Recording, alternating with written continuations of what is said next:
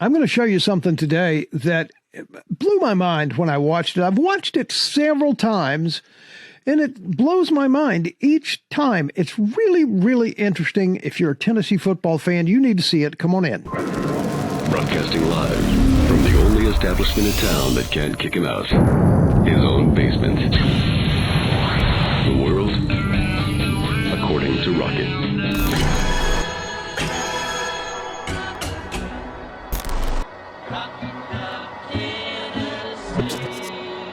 Hey, if you like this show, I would appreciate you hammer that like button and you hammer the subscribe button. I'm trying to get to 1 million. I know. It's got a long way to go, but a fellow can dream. Yeah, hammer that subscribe button for me. Okay, listen to me. Here's what I want you to see. This new offensive coordinator, all right, Joey Halzle, all right, who has been the quarterback's coach and has been staff members for Josh Heupel since the beginning. They've been together like for 15 years. He was a quarterback at Oklahoma, right? And he's been under Heupel's tutelage for a very long time, a decade and a half, all right? And he was the one that has been promoted to offensive coordinator. Now, he had an interview this week that I tried to get up earlier, but I had some technical difficulties, and for some reason I couldn't get it up, but that's another story, isn't it? So, listen to this. I want you to watch this thing. It's 12 minutes long, all right? I'm sorry it's so long. But if you're a diehard Tennessee fan like I am, you need to see what this man has to say. And I want to see if you respond to him the same way I do. I mean, I think this guy is one of the hidden treasures and one of the axle grease that drives the drivetrain on this Tennessee football team. This guy is important. And when you hear him talk, you will know exactly what I mean. This is the offensive coordinator, Joey Halzle. Listen and enjoy, and I want to hear your comments when we're done. Joey, what do you see as your main focuses this spring offensively?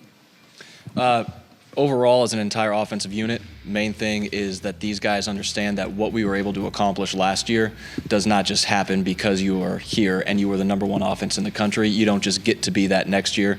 Making sure that everybody knows the amount of work that went into that, remembers the guys that were here that did it. You got to remember what you put in to make that happen, and the new guys just got to understand that just because you come into this system with this group of guys around you, you don't just get to do what a Jalen Hyatt or a Cedric Tillman or a Hendon Hooker did. They put in the work to go earn that, and that's what the main focus for the entire offseason is, that we have to start back at square one. Last year's plays have absolutely nothing to do with next year's.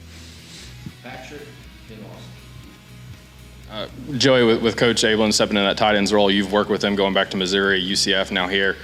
He's maybe not a guy that's known a whole lot outside of the building, but how would you describe his style and what he's going to bring to that room?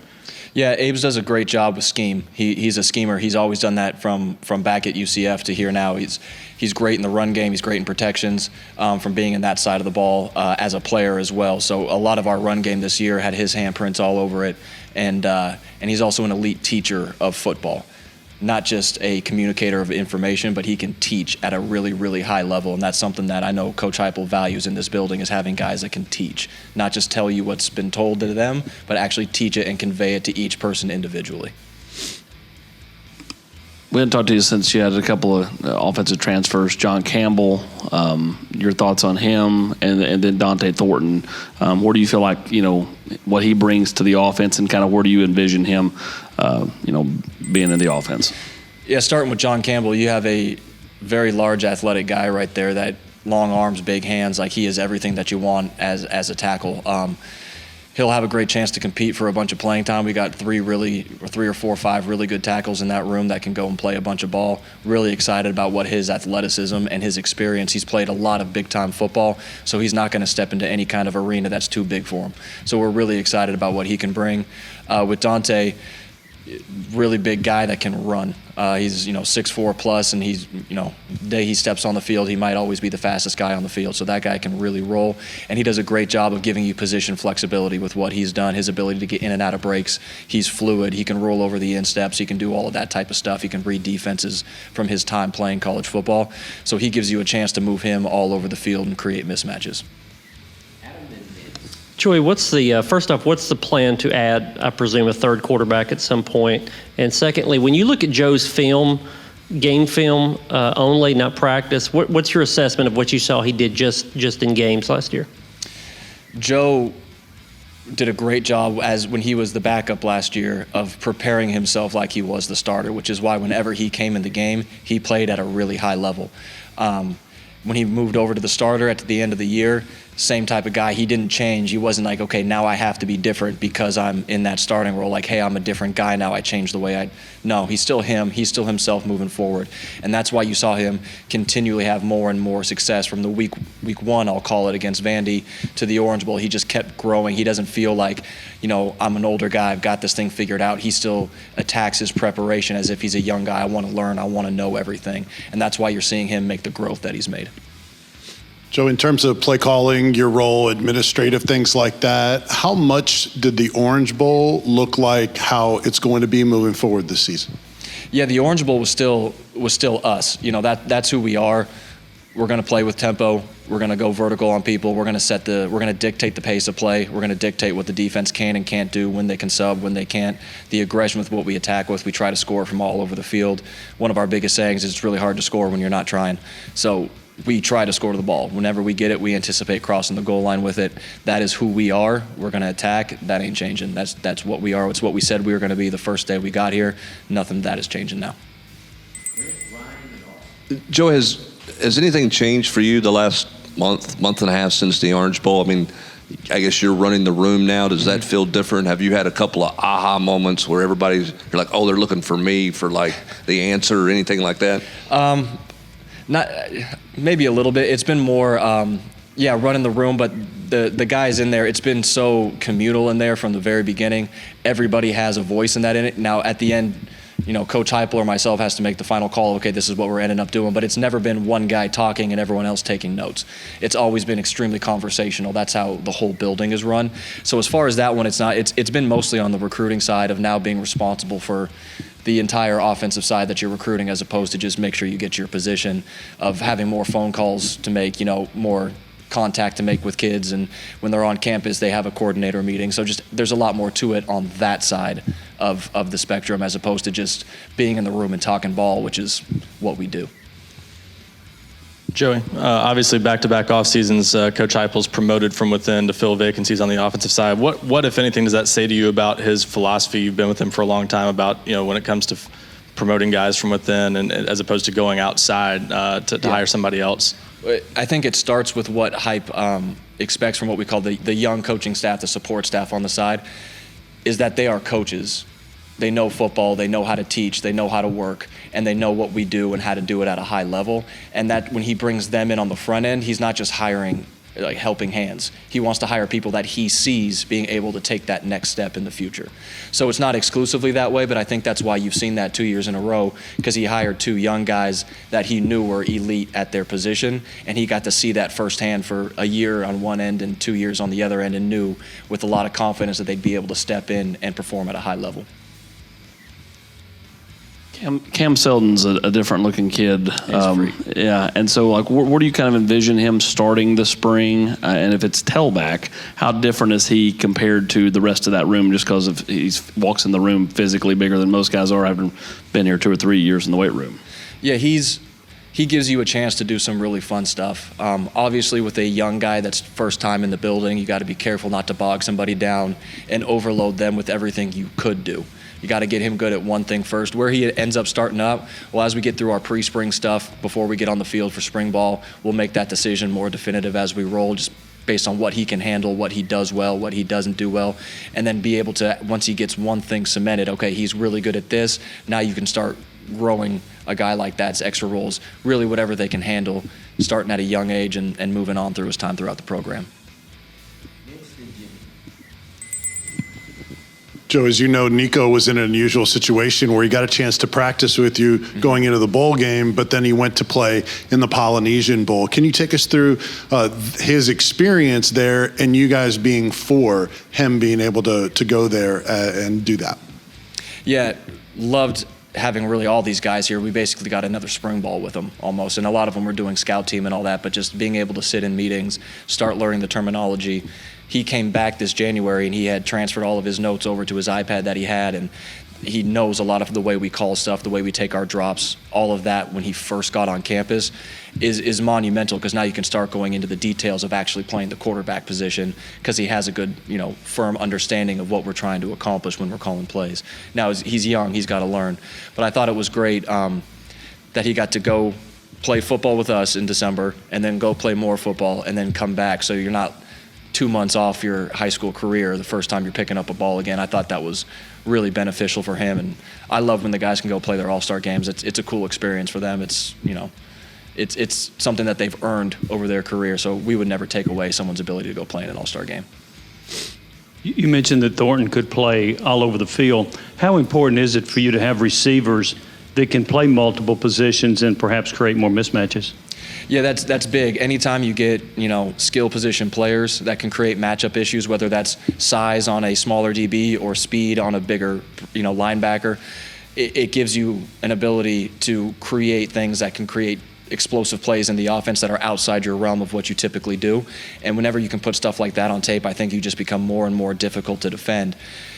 Your base stuff is still what you do. You got to operate that at a high level. But as soon as you can start getting in there and saying, okay, how do I get this guy on this guy and create a matchup in our favor?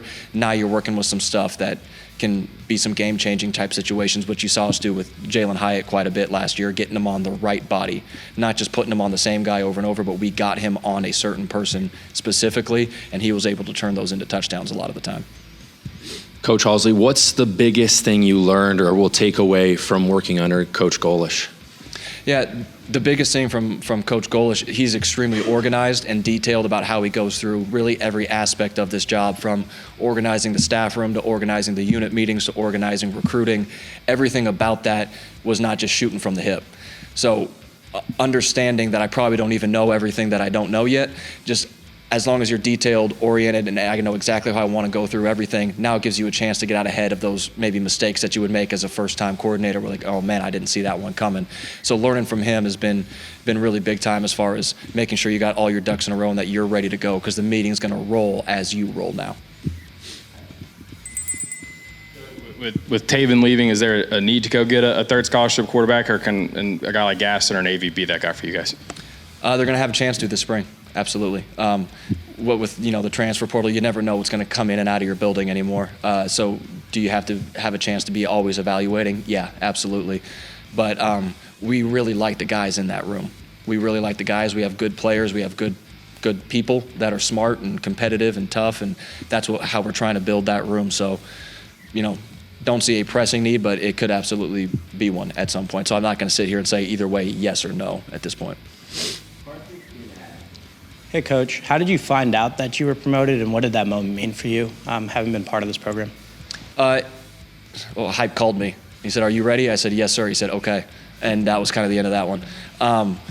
But what it meant to me was it's been fun moving up, because I've been with Coach Heupel my whole career, and I think for a lot of young coaches, sometimes it's hard to get out of that view as like a support staff type guy, and it was just getting moved into my first position job and then getting brought here and then getting bumped up to coordinator. It's just that he sees that I am doing it the right way and the way that he wants it done, and that he sees that I can be a benefit to the program, because if he didn't see it that way, it wouldn't have happened. He was not just doing it just to do it. So that was the biggest thing, is that he's, instilling the confidence without having to give you like a pep talk, because he understands that this was the best thing for the program in his opinion. It's rare that a true freshman gets a ton of reps in their first spring, even if they're an early enrollee. How much of a benefit do you think there could be for Nico to just get enormous amount of reps? Yeah, with the numbers in that room, there's a lot of reps to go around, which is completely different from the last couple of years that we were here. It's huge. The biggest thing about freshmen getting here, whether it's December for bowl practice or in spring ball, is they get a chance to mess it up. They're going to. I've told them that. You're going to mess it up. Don't play timid. Don't play slow trying to be right. Play fast as you can. Rip it all over the field. Make your mistakes. We'll come in the film room and we'll learn from them, and then we'll go back out there and try to make less each day as we're moving forward. But it gives you a chance that when fall camp comes around, they're not trying to figure out what to do. They've run all this before. They've seen all these different defensive looks, and now they're finding themselves as a player and how they operate within the system, which now gives you a chance to actually go operate with live fire in the fall. So here's the thing. I have been in media for a very long time, and I mean decades, okay? With an S, all right? Now, I've seen so many interviews, I've seen so many people interviewed, I've heard so many ums and ahs and fidgety and blah, blah, blah, you know, and like I'm the worst offender ever. When somebody asks me a question, I'm going, well, and then finally I'll get to the point. You know that. You suffer through that with me all the time, right? But I finally come up with something that's of entertainment value. This guy gives the most meaty answers of anybody I have ever heard, with the exception of maybe William F. Buckley and Thomas Sowell. Okay, those two guys have an answer for everything, and it's deep, it's meaty, it's important. Joey Halzle is exactly the same way. I've never heard so many gems. I mean, when you ask this guy a question, the answer you get is your money's worth. And to hear him talk about Tennessee football like that, he knows this stuff, man. He's like frickin' Yoda. He knows this stuff so well. And it kind of gives you a little insight into how these guys are working behind the scenes. Man, I am impressed with this guy. Let me know in the comments if you agree with that or not. Wow. You called Cam Seldon a freak. I got a feeling that we're going to see some Cam Seldon this year. Holy crackers. Man, I love this guy. I love this guy so much. Let me know what you think. Am I overreacting? I don't know. God, I love this guy. He's awesome. All right, say your prayers, share your toys. Don't hurt anybody. Unless they're trying to steal your lunch money. Can't let that happen. Hey, I heard something today that's really important. Mamas raise babies into boys, and fathers raise boys into men. I love that. Pass it on.